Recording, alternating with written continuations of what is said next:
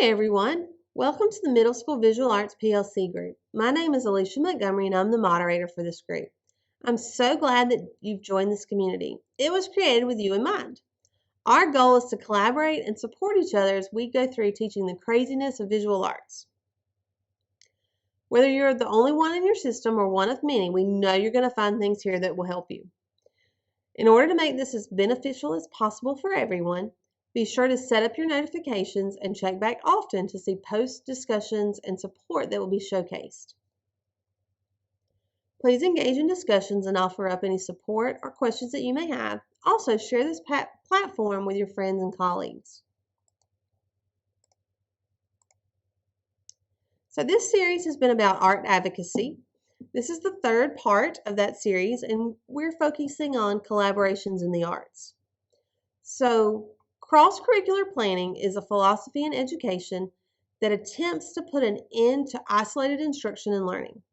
As art educators, we know how much art can connect with other subjects. Deeper learning can often occur when teachers combine relevant content areas. And that was a quote from the Art Education University. So one of the ways that we can collaborate in the arts is by Youth Art Month exhibits. Youth Art Month is usually the month of March each year. The Georgia Art Education Association and the National Art Education Association recognize that, and they give out lots of great ideas for things that you can do during those months to help promote Youth Art Month. At my school, we do lots of hallway displays. We do daily quotes on the announcements about different artists or art movements or art periods. We do student news interviews. The school news team will come down and interview some of my artists and let them kind of showcase their artwork. If we have some students that win an exhibit or enter an exhibit or win a contest, then we'll have that news team come down and interview them and let them talk a little bit, just for a minute or so, about their art and show it. And then that goes out to the whole school, so all the student body can see that. Another good way to do that is through Facebook posts. We could post the quotes that we do. We could post a different student artwork each day. So there are lots of different ways that you can promote Youth Art Month. Another way is through Focus Month murals. You could pick, like for Hispanic Heritage Month, this is one of the murals we did. For Native American History Month, we did a mural that looks like this one. So those can go through your social studies teachers, or ours were through our PBIS team. Another thing that you could do is participate at your local art center and collaborate with them to create an exhibit for Youth Art Month. And so this was our exhibit one year. You'll see our invitation that we created to go with that there. With this exhibit, we have an opening reception. Invitation is usually in the evening. Invitations are sent home to parents. We also send those to all of our administrators. We send them to the school board. We send them to the superintendent and the mayor of our city. There's a reception sponsored by the Kiwanis Club and the Junior Service League.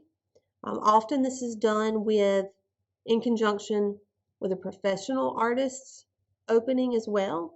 So not only can the students see and hear what a professional artist is doing and an explanation about his or her artwork, but other parents and community members that have come in to see the professional artist will also come down and see our student exhibit. And I've seen them stop our students and ask them about their artwork, where they got their ideas from. And even through the pandemic, we still did this. We did a digital exhibit on the Art Center website instead of having people come in. So the different art teachers and I photographed the artwork and sent it into the Art Center, and they put all that together for us. So that's another great way to collaborate with other people or entities that you have in your community. Another thing that we did was we did an exhibit at the library. So the library had a hat exhibit that came in, and it had different types of hats from all different periods that they displayed in the library. It's just our local city library. And so they came in and asked us to have the students create hats in conjunction with that exhibit. And so we did, and then this is just a small photo of what they created, and then we got to display these alongside the hats that were part of that exhibit. Another thing is community business displays. The Chamber of Commerce is a great liaison to get you in touch with businesses that would be willing to participate, like the local library, which we just talked about, local restaurants, especially ones that are not chain restaurants, are really interested in helping promote your program and your students often. So I usually contact the Chamber of Commerce and go through them to contact different restaurants, or we may have a parent who owns it or works there. So we try to use those resources as well. And then we will take artwork, and sometimes we frame it, sometimes we just mount it on mat board or black poster board. And we'll take those up and hang those in the restaurants and kind of rotate those out. For a while in our downtown area, there was an empty building, and it had some display panels in it in the windows. So we asked for permission to go down and display artwork in those windows until something came in. And so we rotated that exhibit out as well. So that was another way to get our community involved in the things that we're doing in our arts classrooms. Another good thing that you can do is participate in local and state fairs and festivals. I'm in South Georgia, and we always have some Nat Days Festival or Fire Ant Festival or Honeybee Festival or whatever.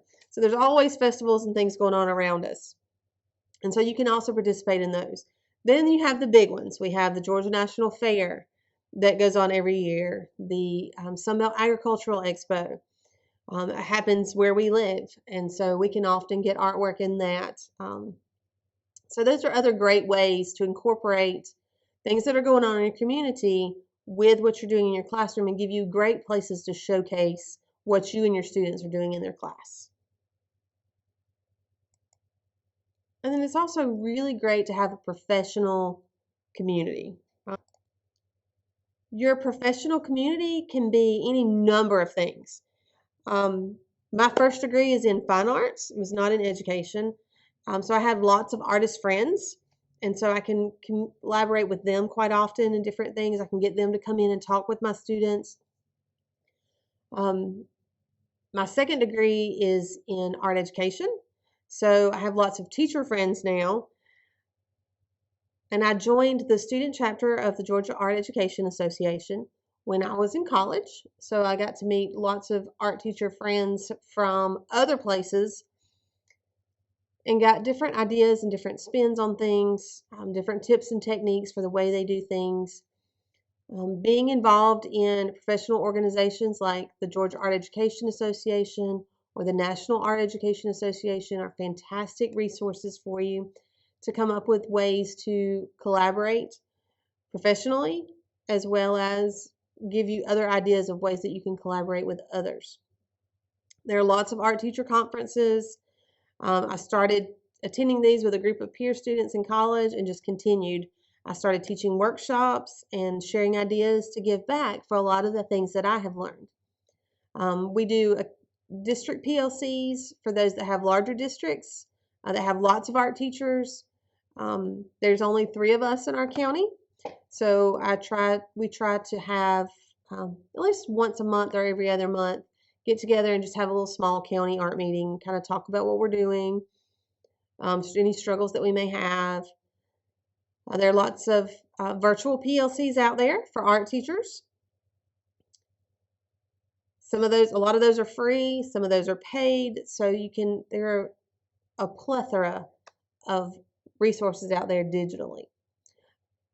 Your RESAs, your local RESAs, are amazing places to help you come up with things for art, for classroom management, um, how to build relationships with your students.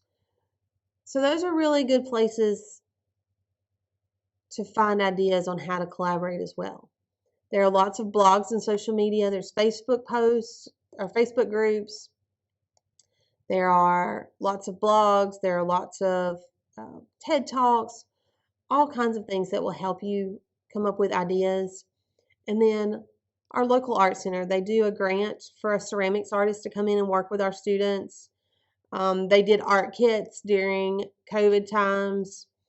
They do scholarships for students so that they can come in and learn different techniques, or maybe try out a class that they're not sure if they like or not.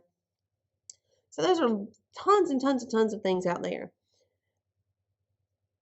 that you can think about as far as collaborating. So thank you for joining us. Please take a few minutes to participate in the discussion question.